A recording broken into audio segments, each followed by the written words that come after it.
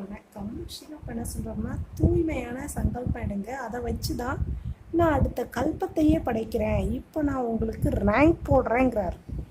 Rank போடும்போது நாடகம், சங்கமயுக நாடகம்னு சொல்ல மாட்டார். கரெக்டு தானே? நாடகம் படம்னா எடுத்து முடிஞ்சதை தேட்டரில் போட்டால் தான் அதுக்கு பேர் படம், டிவியில் ஓடினா தான் அதுக்கு பேர் நாடகம். எடுத்து முடிஞ்ச பிறகு அப்போ எப்படி ரேங்க் போட முடியும்? யோசிச்சு பாருங்களேன். உங்களுக்கு இப்போ நீங்கள் திருடணுன்னோ அல்லது ரேப் பண்ணணும் அல்லது பல பேருக்கு உதவி பண்ணணுன்னா நாடகம் எடுத்தாச்சு. நாடகம் எடுத்து இப்போ ஓடிட்டுருக்கும்போது உங்களுக்கு ரேங்க் போட முடியுமா? அப்போ சிவப்பா ரேங்க் போட நான் வந்திருக்கேன் அப்படின்னு சொல்கிறது முட்டாள்தனமான ஞானமால இருக்குது. புரியுதா? அப்போது சிவப்பா விலகி சாட்சியாக பார்க்க சொல்கிறார், ஆனால் சங்கல்பம் எடுக்க சொல்கிறார். புரியுதுங்களா? எவனையும் அடித்து கொலை பண்ணால் அது உனக்கு தோஷமாக மாறும்.